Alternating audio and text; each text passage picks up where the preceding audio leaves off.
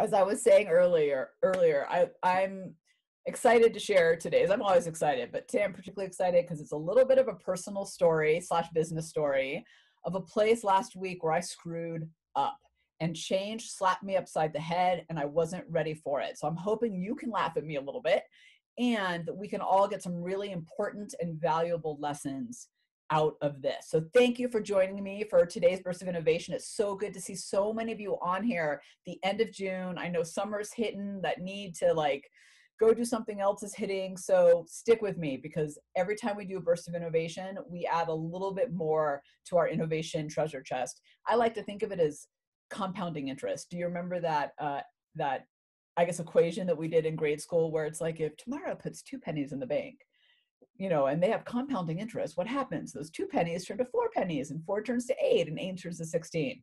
Well, that's what happens every time you delve into a little bit of innovation. It's not mutually exclusive. It actually all builds on each other. Hopefully you can feel it. All right. I've got the chat bar open. What I want to do today is share a story of how change slapped me upside the head, what happened, and the lessons that all of us can learn coming out of it when we deal with it too, and we all will. And I'm not just talking about the big marketplace change, I'm talking about the little changes that happen to us more than we even realize that slap us upside the head. And the more we recognize them, the more we'll be able to adapt to them. And then on Wednesday, I'm going to talk about how specifically to turn change into micro changes, micro adaptations, because the brain likes adaptation more than it likes sudden change, right? I think we've all felt that experience. Before I dive in, I just want to share with all of you, because I am so excited that the Everyday Innovators Tribe, our membership platform, is open for new members for 48-ish hours, basically end of day Wednesday. I could not be more excited. We do these innovation jam sessions. There's bursts of innovation. There's a private Facebook group for community. We connect, we talk. It is so incredible. And I've listed all the things that people get out of it in the chat bar. And I'll just say a couple because I want to spend our time on this story and giving you lessons. But here's what I want you to know. People not only discover, our everyday innovator members, our tribe members, discover how to perform at their peak, how to leverage innovation in everything they do and get heard by those that matters and make an impact and stand out. They learn how to be high impact, high performing innovators and how to influence others to innovate and ignite change. You can't do it alone. There's nothing more frustrating than your ideas dying early because you don't know how to communicate innovation and influence others in a way that gets them on board for the change that you're trying to do. And I know if you're here, that you recognize the power of innovation, that you have a growth mindset, and that you invest in yourself. So I say instead of dipping a toe, let's dip the whole foot in there and actually really make innovation happen. All right, the tribe is open for 48-ish hours. The link is in the chat bar. Let's get to today's what to do when change slaps you upside the head. So let me share a story with you. And then I want to talk about what happened. We're going to break it down. And then I'm going to talk about what we can all learn, what we can do to deal with it when change slaps upside the head like it did to me. Okay, so I feel like I need my comfort coffee mug to share this story. So here's what happened. So, and it's a little bit personal, a little bit business, but it all kind of comes together as you'll see. So I have 2 boys, as I think many of you know, they're 15 and 11. They are rock stars. They're amazing. I mean, they're teenagery, but they're amazing.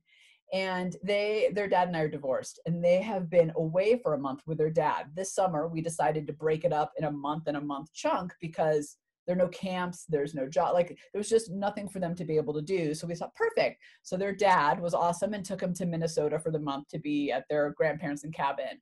And then I just arrived in Lake Tahoe, not my background, but for a month. All that is to say, for all of June, I had the entire house to myself. No noise, no distractions. I'd get all these lives. All I had to do was get the dog on the couch and snoring, and everything was easy. And I had really settled into this routine. I had really gotten comfortable with how things were and how I did things and how they turned out and how to deal with what kind of my environment and my surroundings were. Then last Wednesday in the evening, they came home. And I could not be more excited to see them. So know that that's not what the story is about, of my kind of connection with my kids. I could not have been more excited. But what I didn't anticipate was the complete change in workflow that happened the next day. Now, you would think I should have. I've been living with them for 15 years, right? Of course. I've been working from kind of home for 15 years, of course, but I didn't. So here's what happened the next morning. As I mentioned in the beginning, we just opened up the tribe for new members, and I was doing a Facebook Live Q&A. So this is that thing that you know, that if you're a tribe member, you know, right? I do those Q&A sessions where you submit your questions and I answer them on the Facebook group live so that you don't stay stuck. So I decided to do one of those publicly as a rare opportunity. So I have invested a lot of energy and kind of effort into this, into collecting questions and really wanting this to be good. Like, I really wanted it to be good. I wanted people to see how awesome our tribe is and our members are. So I get out, the kids are still asleep. I open up Facebook Live, I get online, I start chatting, and sure enough, one kid comes out, the youngest one, and he's wrapped up in a blanket and he's just kind of milling around in the corner. Now, because he's milling around, the dog on our hardwood floors starts milling around, click, click, click, click, click, click, click, right? I start getting super distracted and unfocused. Like, I'm having such a hard time. All that stuff about the lizard brain that we talked about happened to me. Like, my heart rate goes up. I'm like, my eyes are kind of darting. If you were on that Q&A and you know me from the 10-minute burst or from the tribe, I'm sure you saw the difference. I'm sure you saw it, that you were like, Tamara doesn't seem on point today, like not on her game. There was all this distraction happening that I just didn't anticipate. No, I should have. And that's one of the lessons, but I didn't. And then here's the kicker. So as I feel like I'm finally getting in my stride and able to ignore the noise and what's going on around me, my 15-year-old gets up, sits down on the couch, the dog sits down, and he sits on the clicker, and the TV goes blaring on in the background. And now my entire lizard brain has taken over my response. And I have to put myself on mute. And I'm like trying to get their attention to tell them to just, hey, turn off the TV. And I'm yelling at my kids because they're not paying attention, of course, because they're teenagers, right? So I'm yelling at them while I'm on this live. And then I come back and I just cannot get it together. The entire time, my mental energy is pulled between all these distractions happening around me and what I'm trying to accomplish. And I got off that call so angry at myself, not at my kids. It wasn't their fault. This is their house too. I was angry at myself because not only did I not anticipate the change that was coming, I also wasn't prepared for it. And I know better. I know the lizard brain. I know to take breaths. So that story to me, while personal and professional, let me just say, I don't think it went as well. I don't think the people were the new people that I was trying to draw in, the right people to have us join the tribe. I'm not sure they thought I was that good or that the tribe was that amazing. They have no idea what they missed, but that's because of me, because I wasn't on my game, because I let change slap me upside the head and then keep slapping me around because I could not deal with it. Have any of you I'm going to show you a screen in a minute while I'm doing that. Have any of you had that moment where change has just slapped you upside the head, and instead of really dealing with it in the moment, you just kind of let it keep slapping you? That is what that feels like. So let me share a screen with you because I want to show you what's going on here and what to do about it. Because I think that change shows up. Oh, let me get the Q&A open. Sorry. Or the chat bar. Christine says absolutely. And Christine, and for the rest of you, like, you know, right? That change could show up as your boss saying, I want you to take on a new project. Or your customer saying, I need to shift gears. We need a new product. Or a change in your environment, or something massive like COVID, and suddenly we're all working from home and majorly distracted, right? My story is an example of the small change that happens on a regular basis. We experience that type of stuff all the time. Wednesday could not have gone, well, it could have gone worse for me, but I was so mad at myself, and I was so frustrated that I let change slap me upside the head like that. So I really sat down and thought, what can I provide you with that can help you deal with this? Oh, Mia was there. Mia says, first, you were an absolute professional on that live. Thank you. Second, I've dealt with the same type of unanticipated change and distractions. Yeah. Thank you, Mia. I appreciate that because I know you were on there and I was like, Mia just saw me, not at my game. Okay. So first of all, here's what I want you to know about when change slaps you upside the head. Your reactions are quick and sharp. I was quick. I was like, hold on, put on mute. I'm yelling at people to turn off the remote control, turn off and get out of the space and blah, blah, right? Your reactions are quick and sharp. They're not thought out. They're not long. I don't remember the actual numbers, but it's like an eighth of a millisecond is how your emotions in your lizard brain reacts, and your higher functioning brain takes like 10 milliseconds, right? My numbers aren't right, but you get the point. It's quick. You don't even know it's happening until you're in the moment sometimes. Your brain is trying to get you back to comfortable and safe. Remember that. That's what your brain is trying to do. So my brain in that moment was like, we need to get back to no distractions. What I want us to think about is that was actually the wrong thing to let my brain do. What I should have thought about was, how do I now adapt to the new distractions that are part of my reality, right? Not get back to it, but actually, let me move this for a second so I'm not looking down. Not get back to it, but actually adjust to it, right? Back to it versus adjust to it. I was trying to get back to it in that moment. That's what your brain is trying to do. And understanding that allows you to go, oh, instead of get back to it, let's think about how to adjust. All right. And the third one is, if there aren't any tracks, there's nothing to pull from. And what I mean by that is, because I didn't prepare or think about the scenarios or just have an idea of change even coming, when it came, I had no tracks in my brain to pull from. All right. Does that make sense so far? Of like, by the way, take screenshots, and I can come back to this if you want to, because this is a great thing to talk about with your team, to remind them of like, hey, when that change comes, here's why you act the way you do, and here's what we can do about it. Okay. So Kirby wrote, yes, in these times we need to exhibit some grace to these various things that occur instead of getting upset. Yeah. It's easy to say after the fact though, right? No, Kirby, you're right. And this is why I'm sharing this with you a little bit laughing, because I'm just owning it. Like, here's what happened and here's what we can do to get over it, right? You're totally right. And I think we have to give each other grace in a way maybe that we wouldn't have in the past. So, okay, here's what I want you to do. First of all, recognize it's your lizard brain, whether it's in the moment or a little bit later. And if I could apologize to everybody on that, I would, and just say, hey, Bernard, we all know that's what I call my lizard brain. Hey, Bernard took over. I'm sorry.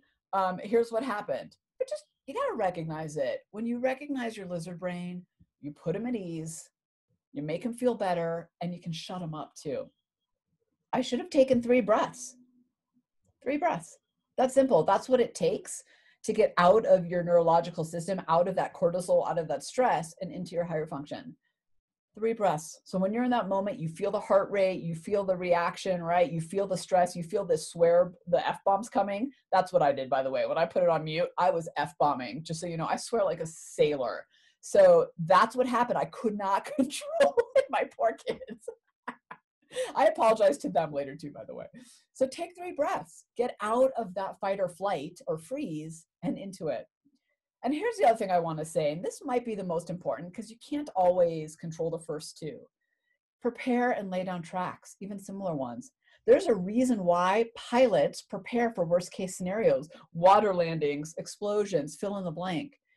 It's because they aren't looking for it to happen, but because they know that when it does happen, they've got some wiring in their brain. Remember, we've talked in the past about the myelin effect and how myelin is this fatty coating over the tracks that you lay down. It makes you super efficient at what you know how to do, your skills, the things that you practice. Well, in doing that, when those moments of change slap you across the head and you're not prepared, right, your myelin takes over and it's like, yes, fast track, fast track. Well, those fast tracks weren't going to help me in those moments. I was dealing with a new situation of change. What I needed were tracks that have been laid down that could help me in that moment, even if they were gentle or similar, maybe not the exact same scenario, but something similar.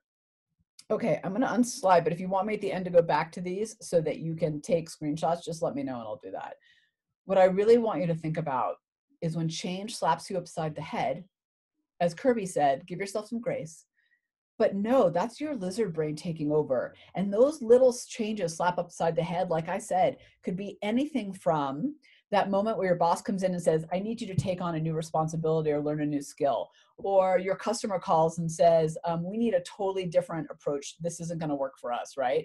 Or your colleagues come in and say, I need help with something. Whatever it is, that's what we need to do. Now you'll notice my phone just rang because I forgot to mute it. But what did I do? I just leaned over and turned it over because now I know when distractions happen, I'm going to deal with them in a different way because I had it happen. Change slaps us upside the head all the time. We talk about it as this big COVID, right? Massive market shifts, all that. Yeah, that's all true. but those little changes slap us all the time, and we can be better prepared for them. We can have tracks for them. We can manage our lizard brain, and we can breathe through them. And what I really want you to think about moving forward when that thing happened, remember your brain wants to get you comfortable. What I want you thinking about is not how do I go back to comfortable, but how do I adjust? Oh, and I think I had one other on here that I forgot to, no, I didn't. Okay. So that's what I want you thinking about. Here's the thing. Those distractions and those change are really opportunities and setup for success moving forward if we think about adjusting versus trying to get comfortable. Kirby says it's why we review safety protocols prior, right, to walking on our surveys in buildings, making aware and prepared, right, so that if something happens, you're actually prepared. And here's the thing, like we talk about preparation in this very subjective way, but the reality is what you're doing is laying down tracks in your brain that it can pull from in an instant. Because as I mentioned before, that lizard brain, that response happens before you know what to do. So you better have those tracks in there or similar tracks for your brain to pull from. It doesn't have to be exactly that. All right. Change slaps you upside the head. That experience on Wednesday really brought that to life for me, because in that moment, I was a hot mess of distraction and lizard brain and letting change slap me around. And I was doing my best to keep it together. And Mia, thank you for saying at least it didn't totally show, but geez, right? It's just, it really made me realize that that change hit me hard, and I don't even know what happened. All right, Emily says, want this presentation. Yeah, do you want to take screenshots, Emily, or do you want me to find a way to get you the PowerPoint? Probably just get you, here, let me give you screenshots. I don't even know if I saved this yet. Hold on, let me pull up my screen for those of you who want it. Give me a sec, I'll pull it up. And as I'm doing that, do you guys see my PowerPoint? What are you seeing? I'm not sure what you're seeing. Just let me know what you're seeing so I make sure I'm on the right thing.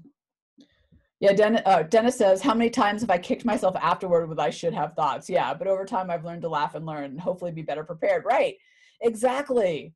Oh, you want the recording, Emily? Yes. So Emily, what I will do, here, let me stop sharing. What I will do is this will go onto my website, go to launchstreet.com. Under Learn from Tamara, there's Bursts of Innovation. All of them go on there. I think we're a little bit lagged, so I'll try to get this one up quickly for you. All right, in closing, let me just say, Emily and all of you, this is what we do in the Everyday Innovators Tribe. We not only dig into this, we talk about the how-to of all of this as well. Those in the tribe who are on here, like, put a little bit in the chat bar, like we go at it. We roll up our sleeves, not because we want to make it hard, but actually we want to work smarter, not harder. We want to bring ourselves ease and clarity and innovation. And that's, I think, ultimately, when I look at the feedback, what we do. I don't know if you guys saw, in fact, I'm just going to show you this real quickly. I don't know if you saw what I posted on the PowerPoint. Those are 3 of the more recent. I'm going to share my screen. 3 of the more recent comments we've gotten in from people. How amazing is that? That's incredible, right? All right, link is in the chat bar. We're only open for a little bit, so I encourage you. I'm so glad, either way, I'm so glad you were all here and got so much out of this.